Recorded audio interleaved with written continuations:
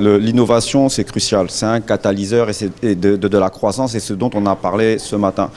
Tous les pays comme la Corée du Sud, la Suède, l'Allemagne, mais vous allez prendre même les Émirats arabes unis, ont une partie de leur PIB qui est dédiée à l'innovation avec des investissements en recherche et développement. Donc aujourd'hui déjà, c'était réunir toutes les parties et tous les décideurs pour discuter de ces innovations.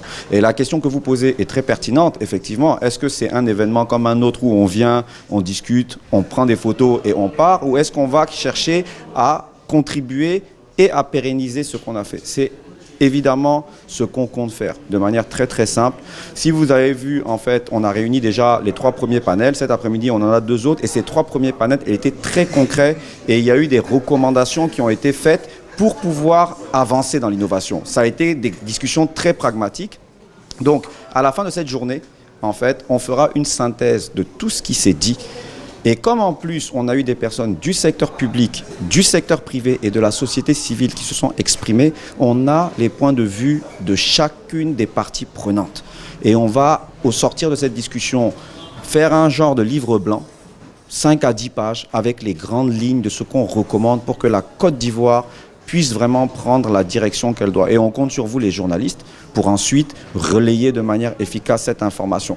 Plus nous serons nombreux, unis à regarder dans la même direction, celle d'une Côte d'Ivoire numérique et innovante, plus nous aurons d'impact et de retour sur investissement de l'événement qu'on a fait aujourd'hui. Parce que vous parlez de transfert de compétences, moi je parle d'acquérir des compétences localement. Alors je m'explique. Le transfert de compétences, ça suppose que les autres continents ont à l'heure actuelle beaucoup plus de compétences que nous. Ce n'est pas le cas. On a même, je dirais, un avantage en tant que pays et en tant que continent. Et je vais vous l'expliquer de manière rationnelle. L'âge médian en Afrique, c'est 19,7 ans. L'âge médian en Europe, c'est 42 ans.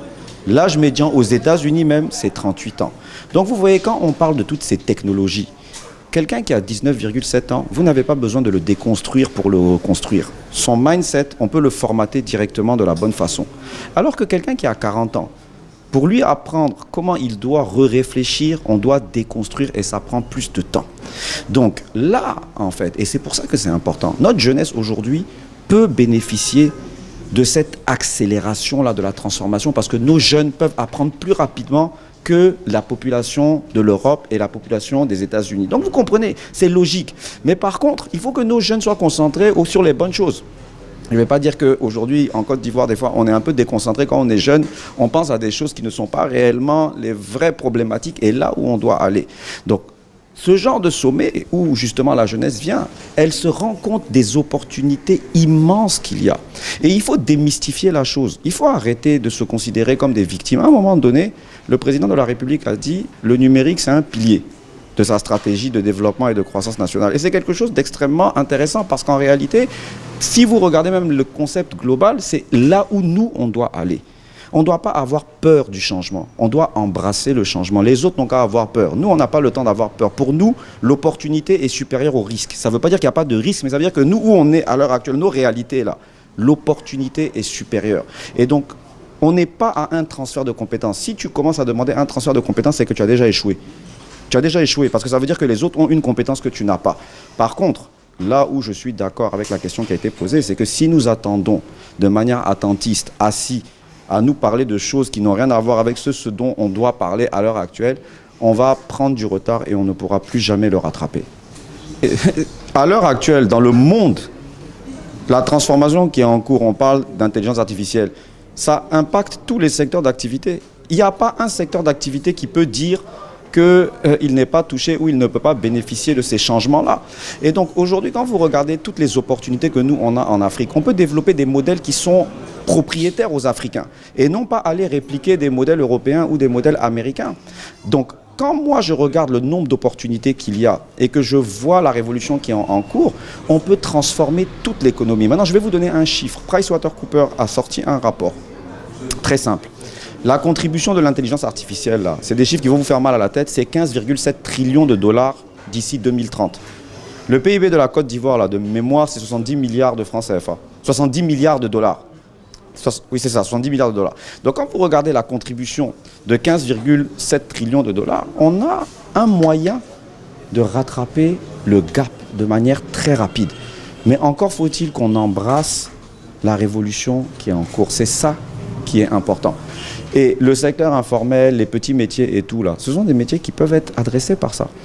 Aujourd'hui, quand un jeune cherche un travail, il réfléchit avec un mindset 2.0. C'est-à-dire qu'il réfléchit avec ses réalités. Moi, j'ai eu des jeunes qui m'ont dit, mais écoute, toi tu nous parles de tes trucs là, nous on a des problèmes concrets. Oui, mais est-ce que en fait, si tu prenais le temps d'adresser les choses avec les technologies en cours, tu ne pourrais pas progresser beaucoup plus rapidement qu'en restant sur des modèles qui sont anciens. Même vous, dans vos métiers là, de journaliste, combien d'entre vous sont réellement en train de penser à toutes ces choses-là et voir comment implémenter ces éléments dans votre propre métier pour prendre de l'avance?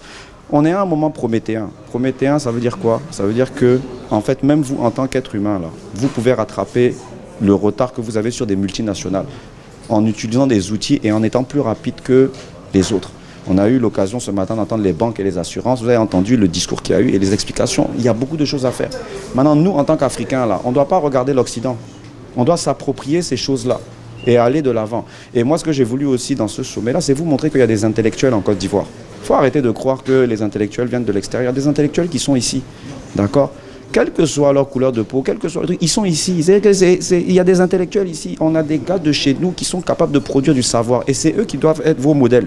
Si vous voulez progresser en tant que jeune dans la dynamique. Et même tout à l'heure, il y a le panel avec les jeunes. D'accord, vous allez voir que c'est des gens aussi qui ont des idées, qui ont beaucoup de choses à faire. Mais il faut qu'on s'unisse et qu'on embrasse la révolution en cours.